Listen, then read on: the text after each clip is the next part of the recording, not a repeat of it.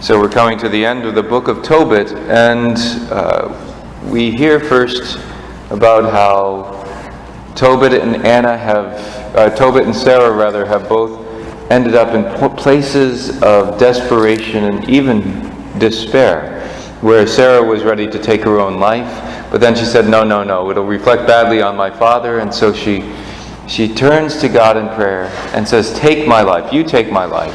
And Tobit also crying out in discouragement and despair from losing his eyesight and everything falling apart, and then even arguing with his wife, he says, Lord, take my life. It seems to them like there is no way out of their situations. And this seems to be the only solution, but they do turn to God. They say, God, take care of it. And then, of course, over the last few days, we've heard the stories of the travels and how God takes care of Sarah's situation. And now we hear today about Tobit being cured of his blindness through Raphael's intercession and Tobiah's work.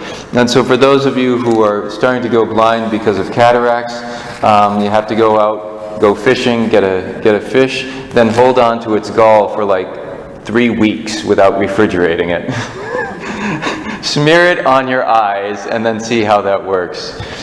Let's just say I'm not suggesting this for modern day medicine. But we look and we see God has a plan for every contingency in our lives. And while we may be in despair or discouragement, while we may be struggling through these hard times and saying, well, how can God work? How is there any way out of this? The beautiful thing is, we don't have to figure out the way out of it. We have to turn to God, who already has the way out. Now that way out may be into eternal life, and we don't know exactly how that's going to work. But ultimately, He has a plan for us. He has a plan for us. Do we trust Him? Do we trust Him? Today, on First Friday, we celebrate the Sacred Heart of Jesus in a special way, and especially in this month of June dedicated to the Sacred Heart. And that cry out to the heart of Jesus, O Sacred Heart of Jesus, I place all my trust in you. O Sacred Heart of Jesus, I place all my trust in you.